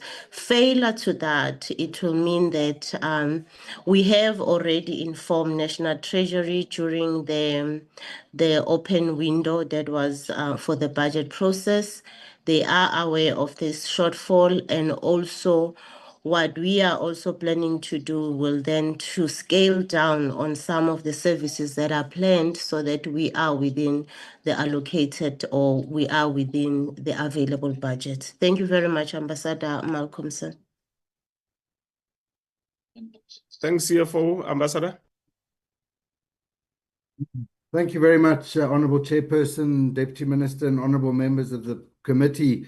I think most of the questions from Honourable Mhlongo, Honourable Douglas, Honourable Smith, Honourable Mwela, and Honourable Madise were touching pretty much on the same things about the tangible benefits for South Africa. And I think in their questions, I think the honourable members touched on various aspects and in a sense, in some instances, actually provided some of the answers. I think there's two elements to this in terms of the tangible benefits. The one element is the direct benefit to service providers, to the tourism and hospitality sector, to the services provision sector. In terms of hosting these various meetings, all of these service providers would be getting payments. The President and the Cabinet were very clear in their instructions at the beginning of this process that the events should be spread around the country so that every province should get an opportunity to host, and as many of the parts of the country should get an opportunity to host. So that's the one element, is the domestic spend. And where some of the honourable members were asking for details around that, I think at the end of the presidency, what we may be able to do is engaging with the various departments. Because of course you'll understand there's 15 Sherpa working groups, there's 8 finance tracks, there's 13 engagement groups. Various departments are involved in carrying forward the work in all of these. So, you know, if you're talking about the various working group meetings and so on, different departments were responsible for the arrangements. We would have to engage each and every one of the departments at the end of this whole process to try and answer some of the questions that the honourable members are raising in terms of what the domestic spend was in hosting these things, and the spread of that those payments, and how it benefited people on the ground, as Honourable Mhlongo was saying, in terms of black-owned businesses, woman-owned businesses, youth-owned, disabled-owned. As the honourable members would be aware, each department has their own suppliers' databases, and in terms of the PFMA, they would have to have used the quotation system and their supplier databases in terms of securing services. So perhaps what we would look to do at the end of this process, as I've said, is try and get a sense of the spend from the various departments as they hosted all these meetings. The second element, which speaks to, you know, what the G20 is. And I think there needs to be an understanding that South Africa operates within an international system. So at that level, what we're saying in terms of tangible benefits is, how do our deliverables, how do our priorities impact in terms of the global rules of the game?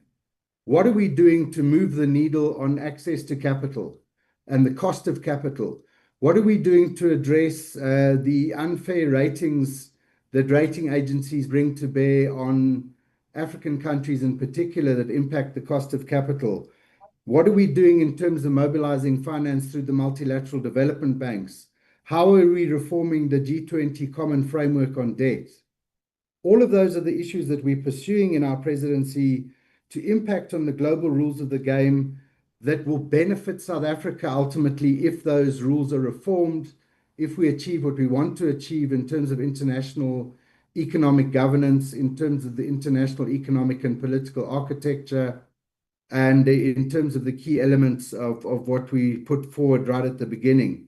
Those 4 priorities and the 3 areas of the task teams, of the task forces now joined by the Commission on Inequality that the President announced.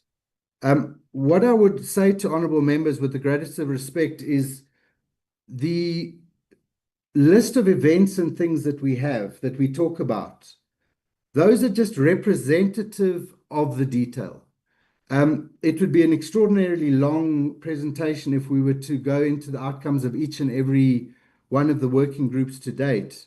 As I said in the presentation, we have 3 Sherpa track ministerial declarations and 1 the finance track communique. What I would suggest is the honourable members would need to engage with the detail of those declarations. because it's within that detail that you will find what you're looking for in terms of the tangible benefits along the second track that I'm talking about.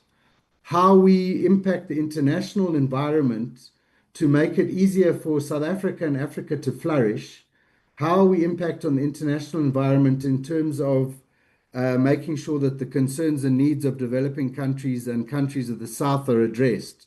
So just briefly, if you go through, for example, the G20 Labour and Employment Ministerial Declaration of the 31st of July that was adopted in George, there's very tangible work that's contained in that declaration around inclusive growth, job creation, and youth empowerment. There's tangible targets. There's an agreement around the Nelson Mandela Bay G20 youth target, which is about reducing any NEET rates among 15 to 29-year-olds by a further 5% by 2030, with a special emphasis on supporting disadvantaged youth, including young women, youth with disabilities, and other vulnerable groups at risk of exclusion. So there's a level of detail in each and every one of the declarations that I think would be instructive to engage with. For example, further on in that same declaration, there's a tangible target called the Brisbane eThekwini Goal, which is about reducing the gender gap in the labour force participation by 25% by 2030 from 2012 levels. So there are tangible outcomes reflected in the declarations. And you could go through each and every one of these declarations to see how it talks about social protection nets, how it talks about regional and universal public goods, how, for example, in the Development Minister's Declaration, it talks about progressively implementing universal social protection systems, including floors, and so on and so forth. So the level of detail is in those declarations. And the three, as I've said, that have currently been adopted are on employment and labor, on tourism, and on the development working group. We can certainly provide copies of those three documents to the members of the committee. We can also provide a copy of the communique of the finance ministers and central bank governors, which also has levels of detail around issues like international financial architecture, financial health matters, infrastructure matters, sustainable finance, financial inclusion, international taxation, and so on. And we will hope that as we proceed through developing consensus declarations in each and every one of these working groups, as they are finalized, we will provide you with those outcome documents. Again, the outcome of Task Force 2, I think, will have very tangible outcomes that will speak to some of our key concerns. There was the mention around the whole issue of food security and the cost of food materials. That is dealt with very definitively in the what's called the Ubuntu Principles. Sorry, the Ubuntu Principles on Food Security, Nutrition, and Price Volatility. So again, there will be levels of detail there that will speak to the tangibles. We will certainly, as soon as the colleagues can get it to us, also provide you with that ministerial declaration on food security and these Ubuntu principles. And then as we proceed, we will be providing you with the outcome documents of each and every one of those various meetings that have been held. So I would just appeal that we not fixate on the fact that we're talking about events, but rather see the events as representative of an outcome. And within that outcome, there are some very tangible, action-oriented, concrete measures that have been agreed by members of the G20 that will be pursued at the international level, but also will be pursued in the context of how bilateral arrangements between countries are finalized in terms of how these things are implemented and taken forward. In terms of the outreach, questions around the outreach and the communications and media, what we can do is ask our public diplomacy people and the people working in the working groups on the outreach and the communications and media to also provide a list of the various outreach activities that have taken place. As far as I'm aware, there's been outreach activities that have happened all around the country, in rural areas as well as metros and other cities and villages by various elements of government, but also in collaboration with some of the engagement groups as well. So I think we can ask the public diplomacy people to provide a list of where that's been happening and how that's been happening. And then also to answer the question, I think posed by Honorable Madise around the analysis of the public engagement, how it's been working, what the feedback from the outreach activities has been, what the feedback in terms of social media has been, and so on.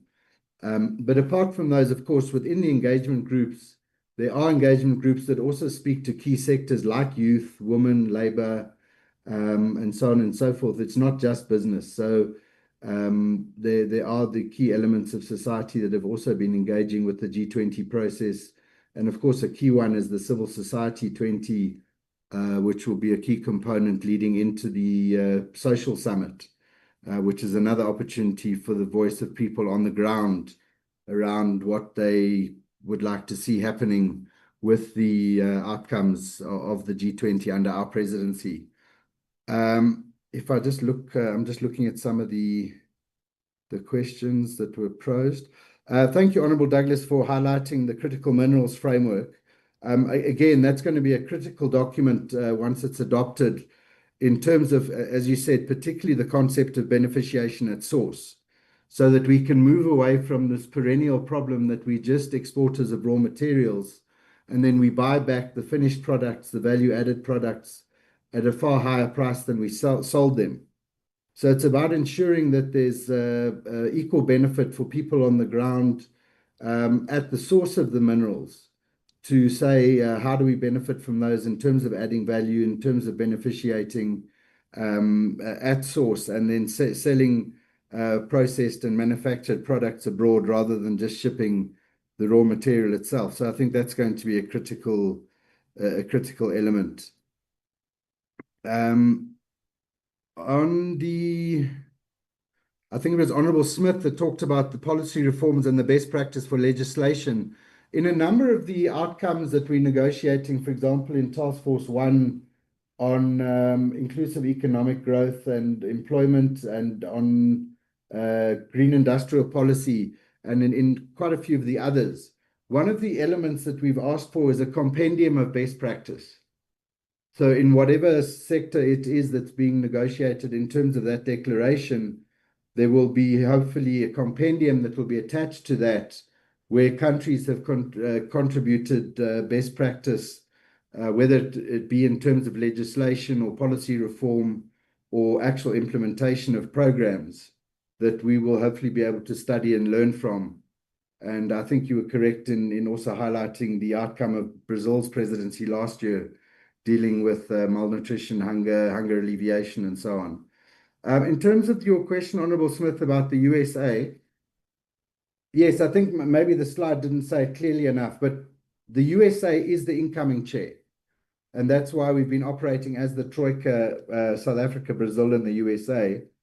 And the reference to what still needs to be confirmed is actually for the 2027 chair. There's still some uncertainty around who will take over from the US in 2027. But certainly you're correct. We expect that the USA will follow their own agenda next year. And from what they've told us, there will be an overwhelming focus on some finance track issues that are of interest to them. And then many of the Sherpa track issues are unlikely to be taken forward in 2026. But that's not to say that that will bring our outcomes then to a crashing halt. In the nature of G20, many of these things we agree are long-term, medium to long-term in nature. So they will be carried forward as an institution, and we'll work with the USA if possible, but certainly following presidencies to make sure that we carry forward some of the outcomes of our presidency. But also we can certainly, and we intend to work with like-minded countries in the G20 to take forward the work that we've agreed, working together as like-minded countries. so that it won't depend on just one presidency or one change of leadership in one particular year. Then in terms of the difficulties in getting agreement, you're quite correct. Initially, there was some uncertainty in the finance track about some of the issues that we had proposed be taken into the Sherpa track. But I've attended, for example, all the finance ministers' meetings and the deputies' meetings, and we've managed to alleviate some of the fears that some of the finance ministers and central bank governors had. And we've reached quite early on, we've been able to reach an accommodation around what work is the purview of the finance track, what work is the purview of the Sherpa track, and what elements we can take into the task forces in order to have more of a cross-cutting look at key issues that would involve both Sherpa and finance track inputs and concerns. So I think that that's a problem that we've largely resolved. But of course, as Deputy Minister was saying, there are areas of divergence in the negotiation of the outcome documents. But I think the positive aspect of the fact that we now have a number of outcome documents shows that as the chair, as the presidency, we've managed to negotiate with the countries involved on the issues that they've raised, understanding that, of course, each country has the sovereign right to have issues around things of particular concern to them as countries.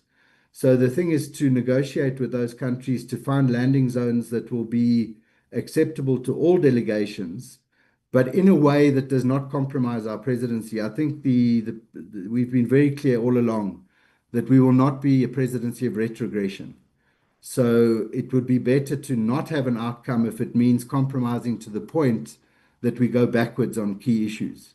But thankfully, to date, we've been able to reach these outcome documents without being taken backwards, without compromising and retrogressing. So we have managed to negotiate effectively with countries raising concerns and finding landing zones with them.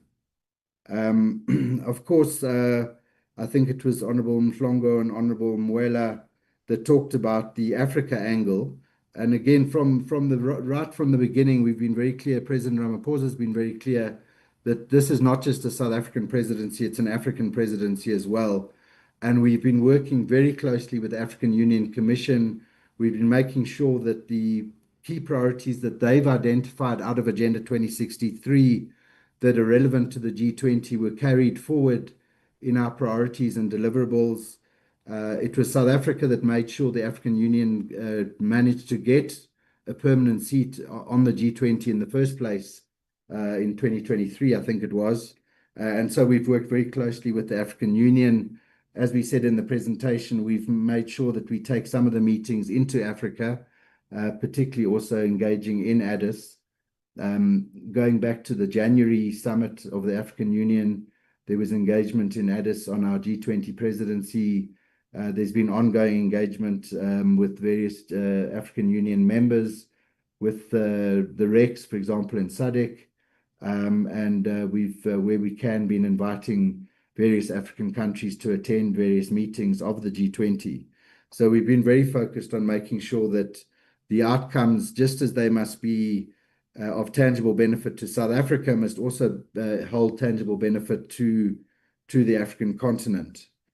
I'm just seeing if there's any other questions that might be outstanding. Oh yes, Honourable Smith, in terms of the key outcomes, I think those can be found within the 4 priorities.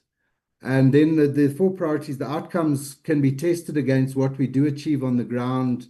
For example, when we're talking about critical minerals, when we're talking about reforming the G20 common framework on debt relief, when we're talking about accessing finance for development, when we're dealing with issues relating to the key outcomes, how are they, the 4 key priorities at the end of the process, once we have all the ministerial declarations in place, once we have the leaders' declaration, we'll be able to tabulate under those 4 priorities what we've managed to achieve in terms of taking them forward.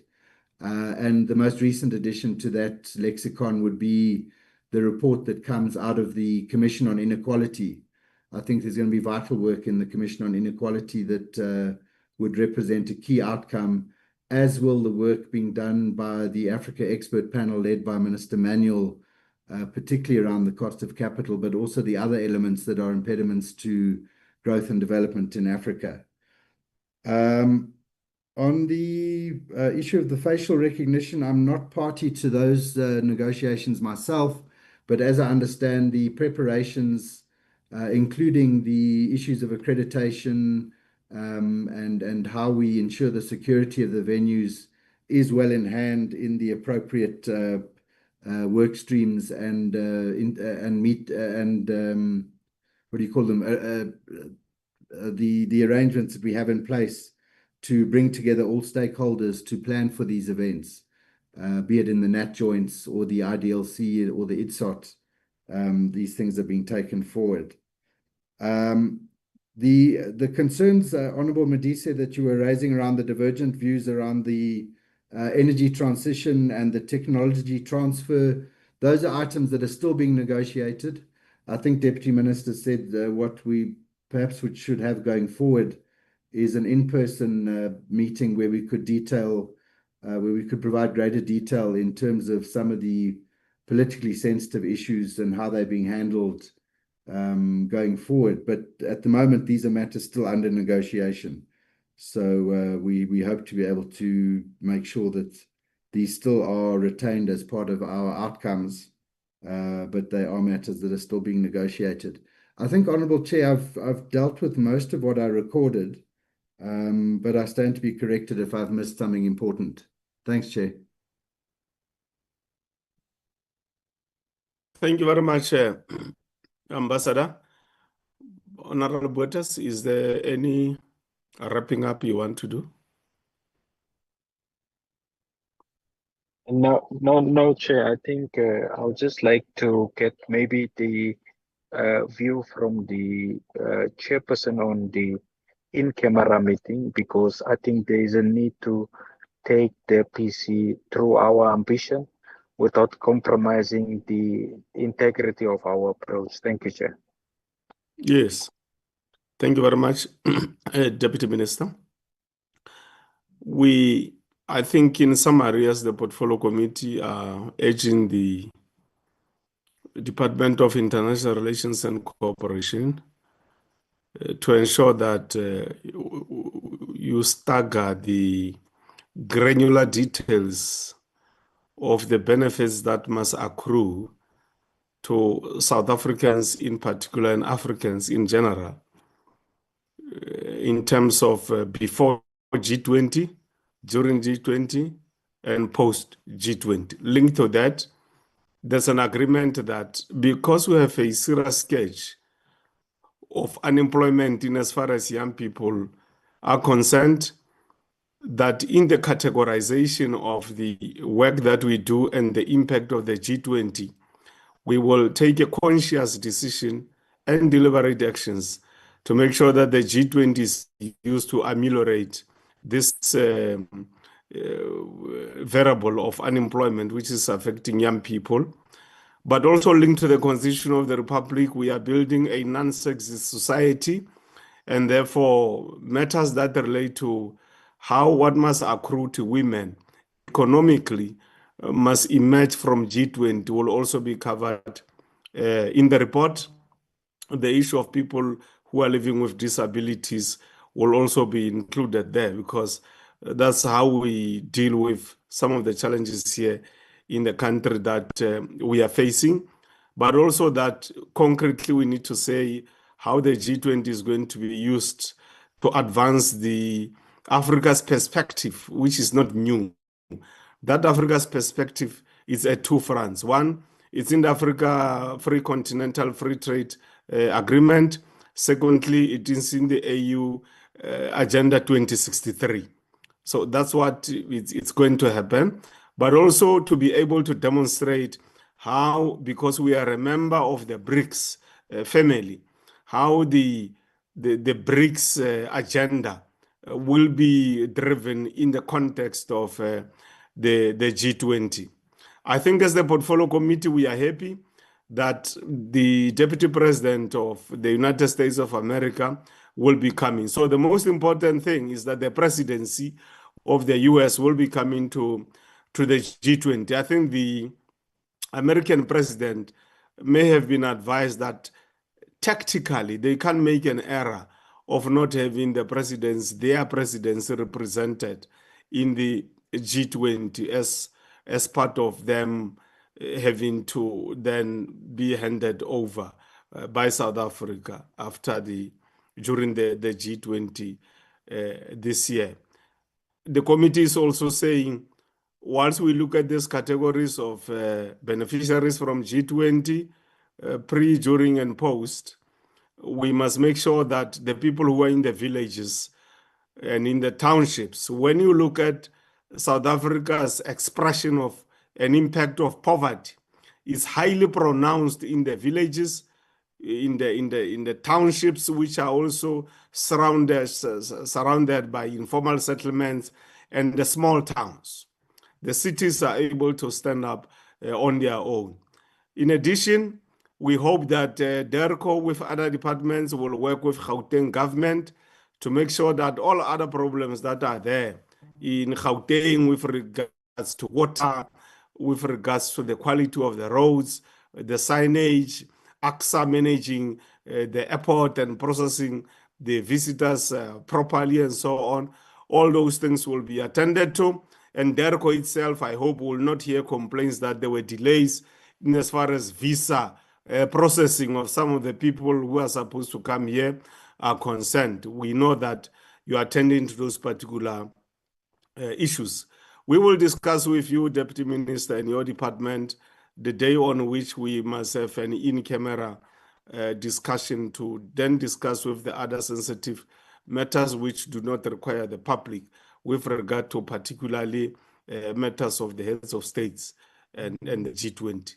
Other than that, honorable members, I want to take this opportunity to thank you for the robust engagement in the meeting here today.